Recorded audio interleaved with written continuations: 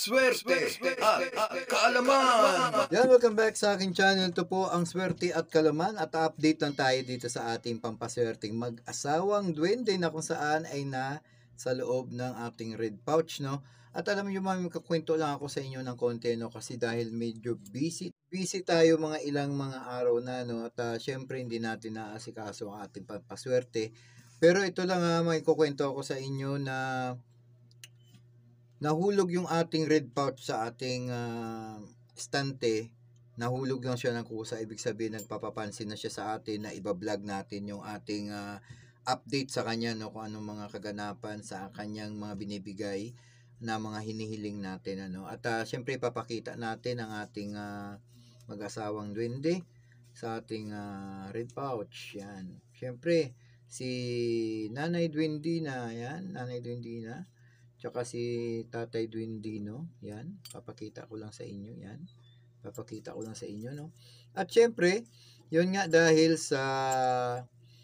nga sa nag-update tayo ngayon dahil gusto nga nilang mag-vlog ngayon, ang ating kabuhayan ngayon ay naghahatak ng mga customer, no. At hindi lang diyan magtatapos, syempre tuloy-tuloy na to dahil magpapasko na, marami nang magpapatahi din, ano.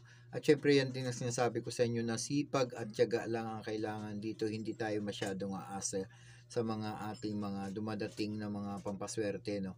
Kailangan din manalangin ka din, humingi ka rin ng hiling, at syempre sipag at tiyaga din para mas madagdagan ang ating mga pumapasok na mga swerte, mga customer, mga pumapasok na magpapagawa, no. Yan. Ito nga, magpapasalamat tayo kahit paano, kahit kunting hiling lang natin ay nagdadagdag ng hanap buhay sa atin. Kaya wala naman tayong maraming reklamo na, yun nga, nakita natin na nahulog yung pouch natin sa ating stante ng kusa. Nagpapapansin lang, no? Nagpapapansin lang na gusto niya na i-update natin siya sa ating mga vlog, kung ano na mga kaganapan. Kasi nga, hindi naman to basta-basta lang na bumili lang tayo ng pampaswerte, kundi dinasalan din natin, no? Dinagyan natin ng puder, no? Yun nga sinasabi ko sa inyo, yung mga dasal natin na ilalagay sa ating mga pampaswerte, yung mga amulet natin, mga anting-anting natin na yung mahalaga, yung ama namin, sumasampalataya, luwalhati, tsaka yung isa, yung Aba Maria, Aba Ginoong Maria, yan. Yun ang isa sa mga gusto natin na idasal dito sa ating mga pampaswerte para meron siyang puder o pondo sa kanyang katawan. At syempre, gagamit din tayo ng mga Latin words na galing sa Diyos, no, para mas mabilis, no, umpikto yung ating mga pampaswerte sa ating hinihiling, no. Dahil sa kunting hiling lang natin, halos araw-araw din tayo nagdadasal, binibigay din kaagad ng ating mag-asawang duwende yung ating hinihiling na yung ating mga customer ay pumasok sa ating hanap buhay, no, na hindi tayo pababayaan. Kaya nagpapasalamat tayo sa ating mga natin, ng mga anting-anting, mga amulet natin yan, mga pampaswerte natin yan, kasi sila din ang isa sa mga gumaganap na magkaroon tayo ng mga mapasok na customer sa ating hanap buhay, no. Isipin na lang natin na kung magdadasal tayo para din naman sa ating sarili yun.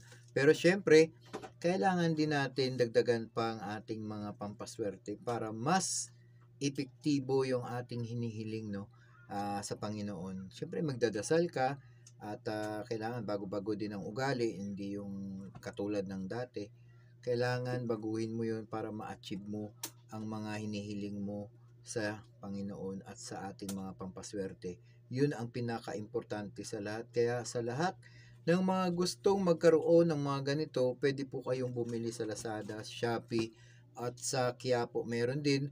Pero hindi lang dahil sa bibili kayo, dekorasyon lang, dasalan nyo, lagyan nyo ng pondo para pwede nyong hilingan, ano? Pwede kayong humiling, no? Siyempre sa Panginoon, magdasal din kayo, no?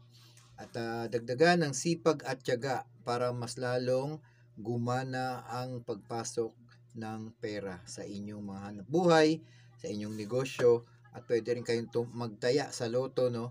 Malay mo, baka ma-jackpot mo, no. Pwede kayong magtaya sa loto. Kaya kung anong nagustuhan ninyong mga gagawin, ihiling nyo lang dito, pero wag ninyong mamadaliin dahil nga hindi naman ganun instant na pag umiling kayo ay ibibigay ka agad. Siyempre mag-aantay ka rin, no? Kunting tiis, no? Ganun talaga. Yun nga sa pagdadasal, baka hindi ka makapagtiis.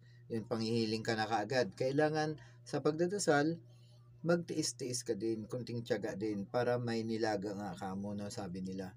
Yun nga, hindi sa lahat ng oras pagka humihiling ka agad-agaran. Merong jackpot, no? Pag humiling ka, nanalo ka kagad at dumarating ka agad. Pero wag mong iisipin na agad-agad, no? Mag-antay ka dahil hindi naman ganun kabilis, no? Kailangan magtrabaho ka, magtiyaga ka at gawin mo talaga 'yan dahil isa 'yan sa mga patunay na may mas maraming papasok na mga swerte sa buhay mo. Kaya sa lahat ng mga nanonood nitong vlog nito, ako'y nagpapasalamat talaga sa aking mag-asawang Dende dahil nga mas marami na ngayon pumapasok na customer. Siyempre, hindi niya rin talaga ako pinapabayaan sa aking mga hiling, sa aking kunting hiling. Kaya salamat talaga sa lahat ng mga pasok dito na customer na magpapa-repair, no, ng pantalon tsaka mga damit. Kaya sa lahat, please po mag-subscribe kayo sa aking channel para swertehin din kayo at swertehin din ako. Mag-comment down below kayo kung ano na rin ang mga update diyan sa inyong mga hinihiling. Kaya sa lahat ng mga gustong bubinasin at masok din ang swerte at customer sa inyo, no? Gumawa rin kayo ng paraan para mas lalo kayong papasukin ng mga customer. Kaya ako dito sa aking mag-asawang Duwende, iniingatan ko talaga to. Maraming salamat sa kanya, no. At please po mag-subscribe naman kayo sa aking channel at mag-comment down below kayo. Ayan, mag-ingat ng lahat. God bless.